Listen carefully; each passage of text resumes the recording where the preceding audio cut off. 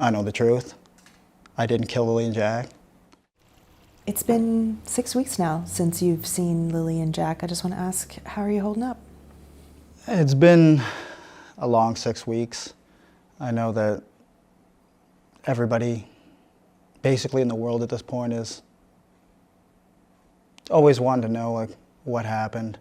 It's been from sadness to anger at this point. And I know the RCMP and major crimes are working around the clock trying to piece everything together, and I'm grateful for that. But it always leaves the question, 6 weeks has gone by, and we know at this point they're not in the woods, and where are they? Did you feel in the beginning that they suspected you? Of course. The stepfather was always a prime suspect right off the beginning. You felt that from the beginning? Yeah. But you don't feel that now? No, I don't feel that at all. I asked for the lie detector exam, the polygraph exam. I gave them my phone. I told them I, do drug tests because there's a lot of rumors online about a drug party. Mm-hmm. I know the person that said those rumors, and it was just to take the heat off themselves. Was there any kind of party? No. Was there any kind of gathering that someone might have thought was a party? No. There were no people at the house? No. Not the night before. Okay, you mentioned you offered to take a polygraph test. Yeah. Did the RCMP take you up on that? Yes, they did. And how did that unfold? That unfolded in my favor. They obviously know I wasn't lying about anything. So they said, yep, great, thank you, come in for a polygraph test. Yeah, it took a little while to set up. And when did you do that test? I don't know the exact date, but that would be at least 3 weeks ago, probably. So roughly 3 weeks after the disappearance. Yeah. And I think most Canadians wouldn't have any idea what's involved with that. Can you describe the process? You go in and just tell us right from the start. We go in, sit down in a big comfy chair, and they have multiple sensory pads. You have them underneath your forearms, you have them underneath your butt, and you have them underneath your feet with your shoes off. You have a sweat gland on one finger. You have a measuring instrument for blood flow that goes in and out of your hand. And you have a cuff on your arm for blood pressure to measure your pulse. Were you nervous? Yeah, I was extremely nervous. Especially with the first question they asked you, did you kill Lilly and Jack? That was the first question they asked you? Yeah. Yeah. What went through your mind when someone's asking you that question so point blank like that? Your mind has a massive release of chemicals, I guess you would call them. It's like your stress levels just astronomically through the roof, and your body doesn't know what to do because it's not every day the way you're hooked up to machines in an interrogation room where someone asks you questions like that. What other kinds of questions did they ask you? All the questions pertain to the death of Lilly and Jack. Are you accessory to the murder of Lilly and Jack? They were all. So all of the questions assumed that the children are no longer alive? Yeah. There were no questions at all about, did you take them somewhere? Could No. they be somewhere? No. The police have done a number of polygraph tests. They've done 53 formal interviews.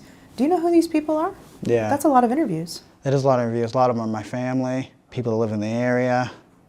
And those interviews, typically, my interview was 4 hours. And a lot of the interviews from my family were 1, 2 hours. So there's a lot of time taken up and they ask detailed questions. Do you know who else actually took a polygraph test? I do, but I'm not going to say anything that's going to impede the investigation. Okay. When did you find out the result of your test? Immediately right after. What did they say to you? You did a good job, you passed. And how did that feel? Good. And did you feel that there was any further suspicion on you after that point, or was that sort of conclusive? No, that was really when I seen the turning point for it's starting to taper off with investigators. Do you know if Malala has taken one? I don't know if I can say it, but I will anyway. Yes, she did take one. Okay, she took one. Do you know the result? No. RCMP weren't allowed to tell me I asked. You said you feel like everyone in the world wants to know what happened to Lilly and Jack. Yeah. Why do you think that is? Why do you think this is getting so much attention? Well, just the mysterious and nature of everything and how strange everything is. The RCMP, you know, I mean, they have to keep a tight lip on everything, but there's a lot more that meets the eye with the case. Is there something that you think the public doesn't know that you can share, that you want the public to know? That's a hard one because I don't want to impede the investigation in any way.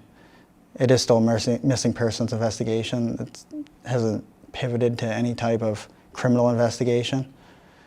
But the kids were seen the day before. I know a lot of people didn't know that. I still see a lot of stuff online that the kids could have been missing for days. They were out of school for days, and they were seen in the Glasgow area on camera the day before the disappearance in the afternoon. Where was that? I don't know if I can say that, but it was near the Highland Square Mall. Was it with you? It was with me, Malaya, and Meadow, and Lilly and Jack were there too. And are the police aware of that? The police were aware of that since. Do they have that video? Yes, they do. I also talked to my coworker in the parking lot as well, and he verified that with investigators as well.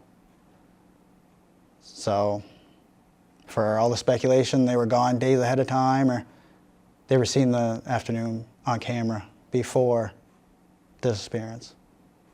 Why do you think the police are asking for video dating back, days before that? Well, the reason for that is they want to see the traffic of the vehicles on the roads in the area, right? Maybe vehicles that were traveling that area a lot over the last few days prior to hand, or vehicles that, weren't seen in the area, or vehicles that were seen in the area, like local people that are, you know what I mean, making frequent trips past the house, or which it's all considered evidence. I mean, the more pictures and videos is the better. They say they have hundreds of hours of video. Mm-hmm. Do you know if they found anything on those videos?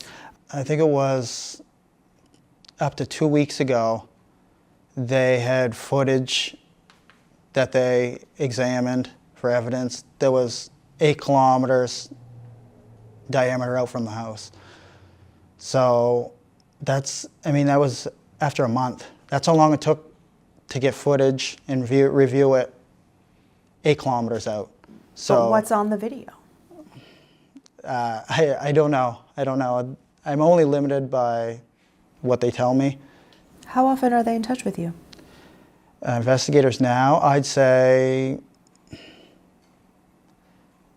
maybe once every 5 days. And usually I'm the one who calls or messages them. And how has that changed over the course of the 6 weeks? Well, from the beginning it was almost daily, tapering off to where it's only like once every 5 days now. And how do you feel about that? It's good and bad. I mean, I like to talk to them in person about any little small details I come up with or anything I can try to bring to their attention which may help the investigation. So I don't get to see them often, so it's always over phone or messaging, and it's hard to really convey what you want to say when you're not in person. But then I also know the eye's not on me.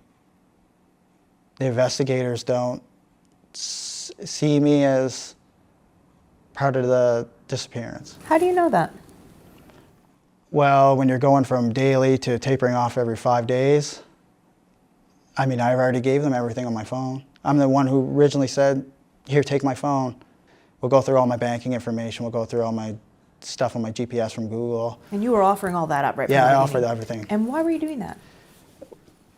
To show them that I want to get the investigation moving. I know I have nothing to do with any of it. A lot of speculation is you killed the kids.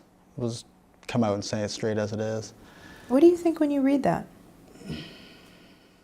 It's a lot of nonsense, obviously. I know the truth. I didn't kill Lilly and Jack. And I just think a lot of people online they're seeking drama, that's the main thing. everybody's allowed their own opinion, like I said before, but it's hard on the people that were actually there and missing the children.